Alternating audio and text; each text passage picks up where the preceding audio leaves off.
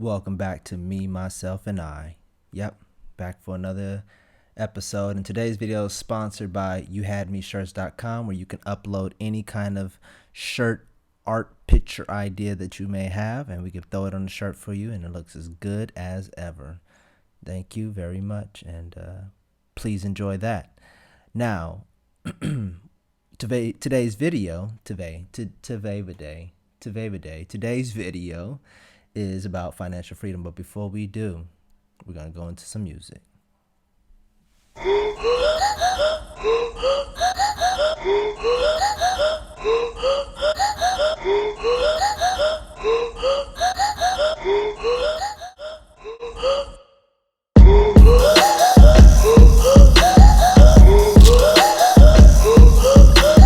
I know this may seem random and unrelated, but that's just how my brain thinks. Like this, right? Where I'm thinking of something at the same, I'm thinking of multiple things at the same time, thinking of the same thing at the same time, but the things aren't saying the same thing, and that's just the crazy thing. All right, I'm back to my senses. Sorry. So let's talk about money real quick, right? What is money? Well, it's the thing that you use to buy opportunities, right? So the more opportunities, the more money you have, the more opportunities you have. But I always say that money is opportunities because technically speaking, you have $1 that buys you an opportunity to buy chips, right? Let's say $1 worth of chips. You have $10, you get to buy more chips. And if you're as you get more opportunities, you get more imagination of what you can buy, right? And people are always talking about, oh, I want to be a millionaire. Okay. So why you want to be a millionaire? What is being a millionaire going to do for you? Well, I don't know. So I could buy a house. Well, what the hell do you need a big house for? There are many houses you can get that are not even $1 million, right? So what I say is, what is financial freedom? Not the technical term, my term of financial freedom. Okay, we're back again. Financial freedom, right? My term of financial freedom is living off the money, not the job, right? And what does that mean? So technically speaking, when you are working at a job, the job says, hey, I'll pay you $5,000 a month, right? You start calculating in your head, 5,000 times 12 months, that's $60,000. Hey, over 5 years, that's $300,000, right? And you start to buy these things based on that 300,000 or more, right? Because if you're working for the job for 20 years, then God dang it, that's a whole lot of money. But what happens is, in the midst of all that, you buy houses, you buy cars, you got kids, and you're buying, like, hey, just buy another house, honey, so on and so forth. And you're just expanding.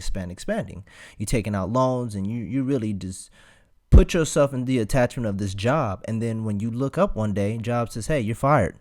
Deuces, right? And what it really comes down to is, how do you become free from that? You can't.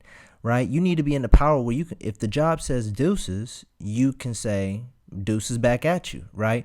And so by living off the money that's in your bank account, right? Start saving up your money. You don't have to live a minimalist life, but start, saving in the essence of, like, don't just put it in those little 0.0% accounts, but I mean, live your life off the money that's in your bank account, right? So if you're doing stocks or whatever, or like, for example, something I do, right? When I go out to buy Starbucks drinks, whatever amount I spent in Starbucks for the month, I will also take that equally amount and buy Starbucks stocks, right? Because I'm tired of putting money into Starbucks not putting money into me, right? If you're going out buying McDonald's all the goddamn time, you might as well put money into McDonald's. Let McDonald's pay you in a different way, right? So utilize it in that way. And then if you can manage your credit card payments, grow your credit cards up, right? And so that's kind of a way of financial freedom. You can buy houses and stuff like that based off that. And then I'm not going to talk about something I'm not really 100% good at or really know that well, which is the cash value life insurance, right? Where you can actually create your own bank account. There are some books that I've read. How to Be Your Own Banker is a really good one. And I think that's a good book to read to really kind of understand. But really separating yourself from the job is the best way to be free, right? Don't depend on that job. That job is not going to save your life at all. right? Because it can always kick you to the curb, and you don't want that.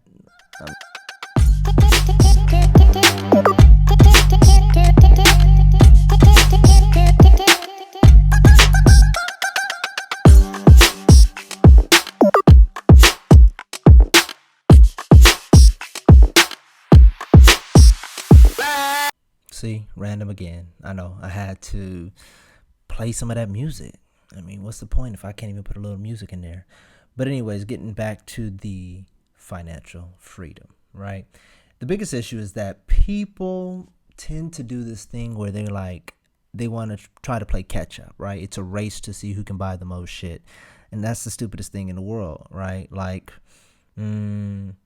saving certain type of purses, right? For example, right? Thinking that, or having those purses to show your value.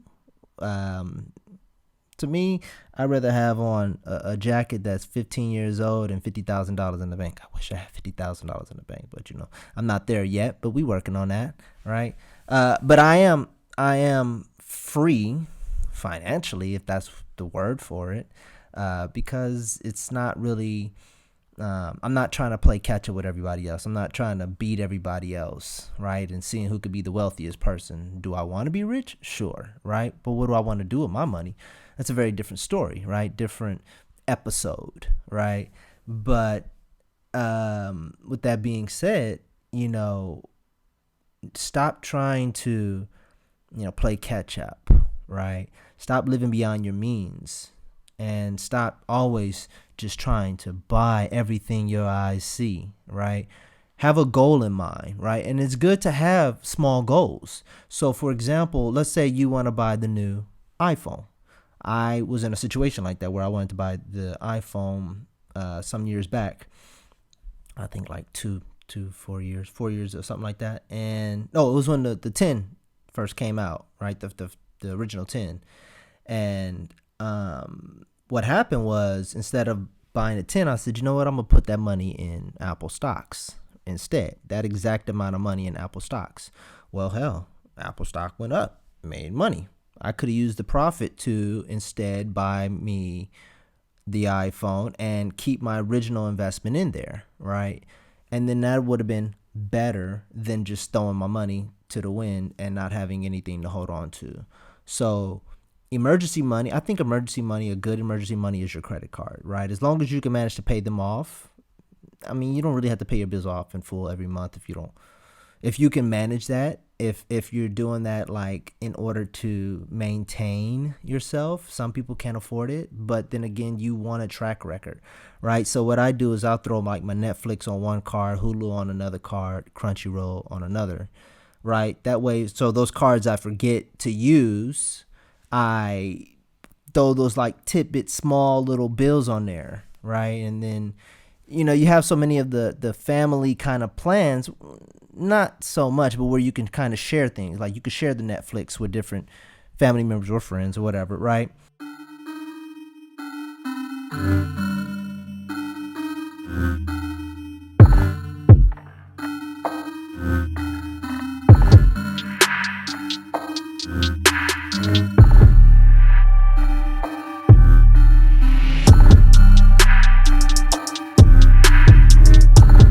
All right, so to close it all out, right, what we all talked about, me, myself, and I, pretty much is to really don't go spending all your money, obviously. Have the companies pay for your, food instead. Starbucks, McDonald's, so on and so forth. Credit cards are a good way to go because it builds up your credit, right? Living off just cash is not a smart way anyways. Your cash don't give you points like your credit cards do. So if you can manage to pay your bills off, right, before that heavy, hard-hitting interest gets you, you're good to go, right? And then I know I keep saying right, but I'm telling myself right too. Right? Okay. Anyways, right? That's just what it really comes down to. So make sure you got it all in that situation where you're taking care of all that, because that's what you got to do.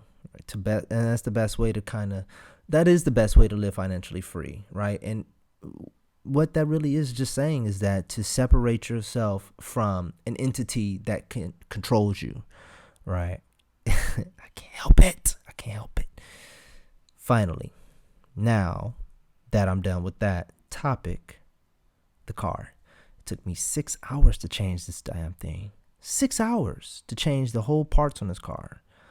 But I needed something to put into this video. And I hope you guys that are watching, even though I'm still talking to myself, but I hope all that watches this enjoys this. Don't forget to stop by the store. Don't forget to check out all the good products. Don't forget to buy a shirt, because that's how things get paid. Here's the completed car, and I hope you enjoy. Peace.